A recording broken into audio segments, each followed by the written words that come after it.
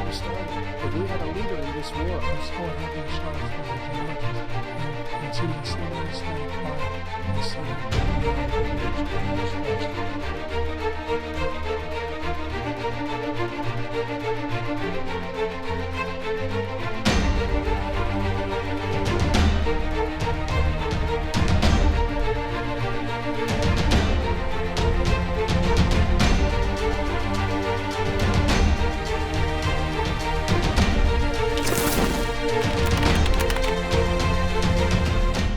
There was no inflation when I became president. You know why?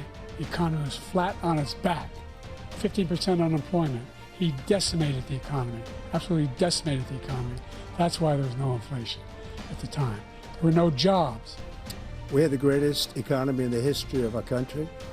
We have never done so well. Everybody was amazed by it. Other countries were copying us.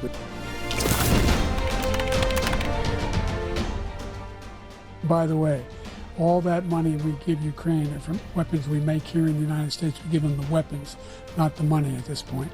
And our NATO allies have produced as much funding for Ukraine as we have. That's why we're strong. It should have never happened.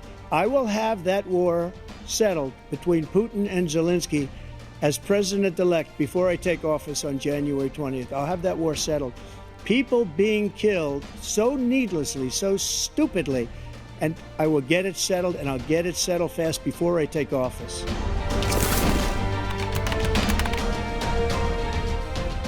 I'm the guy that organized the world against Iran when they had a full-blown intercontinental ballistic missile attack on Israel. No one was hurt. No one Israeli was accidentally killed, and it just stopped. We saved Israel. We are the biggest producer of support for Israel of anyone in the world. And so there are two different things. Hamas cannot be allowed to be continued. We continue to send our experts and our intelligence people as to how they can get Hamas. You got to ask them, as far as Israel and Hamas, Israel's the one that wants to go. He said the only one that wants to keep going is Hamas. Actually, Israel is the one, and you should let him go and let him finish the job. He doesn't want to do it. He's become like a Palestinian, but they don't like him because he's a very bad Palestinian. He's a weak one.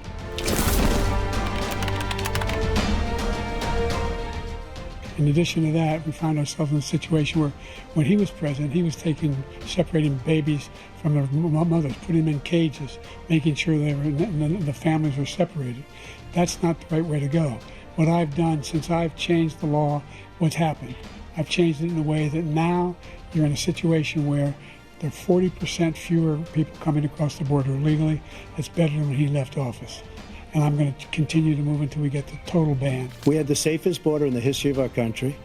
The border, all he had to do was leave it. All he had to do was leave it. He decided to open up our border, open up our country to people that are from prisons, people that are from mental institutions, insane asylum, terrorists. We have the largest number of terrorists coming into our country right now, all terrorists, all over the world, not just in South America, all over the world they come.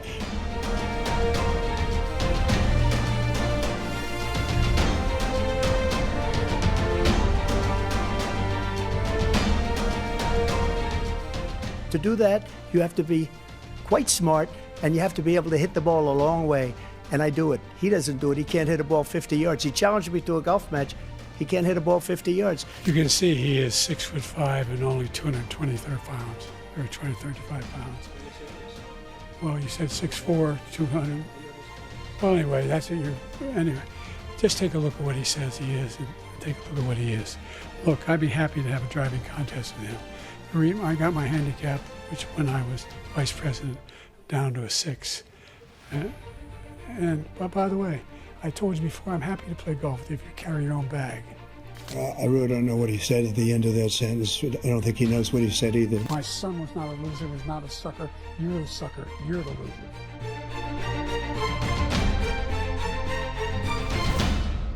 And singing the same anti-Semitic bile.